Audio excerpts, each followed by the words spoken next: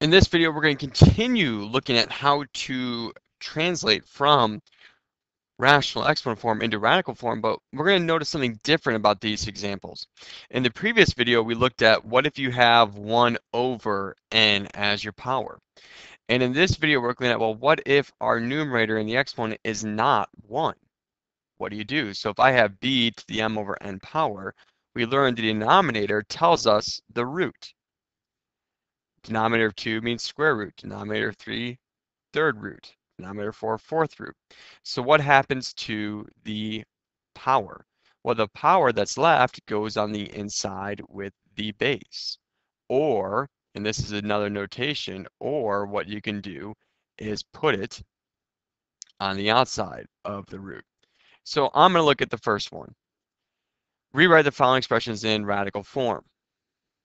And so if I have this, the first thing that comes to my mind and what I look at is I have 3 in the denominator. Now what that tells me is I am taking the cube root of whatever remains, and what remains is 8 squared. So the numerator goes inside the root. So cube root of 8 squared, well 8 squared is 64. And so I want the cube root of 64. And the cube root of 64 is actually a perfect cube of 4 itself.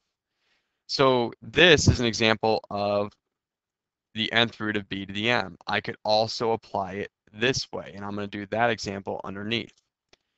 We knew that our root is going to be 3. We're going to be dealing with our cube root, so you have the cube root of 8. Then you can put this power on the outside.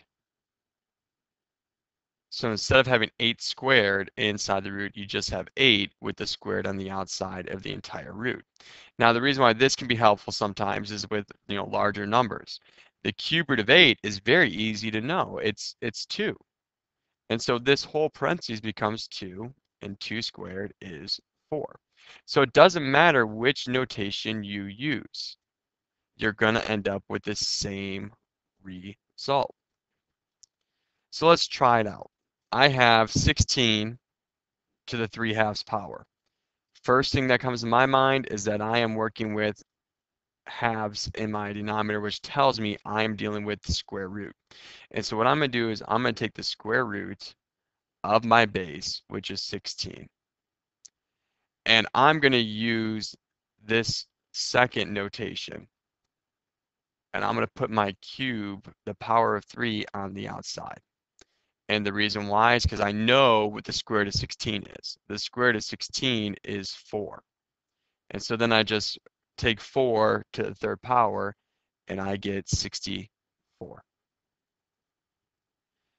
If I were to use the other notation, I would have 16 cubed on the inside. The number on the inside would be larger. By putting this power on the outside, I'm dealing with a smaller number, which is easier to find: square roots, cube roots, fourth roots, fifth roots, etc. So let's just do one with the variable.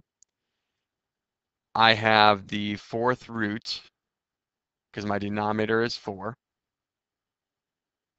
So I'm going to have the fourth root of x, and I could put my exponent on the outside, then raised to the 5th power.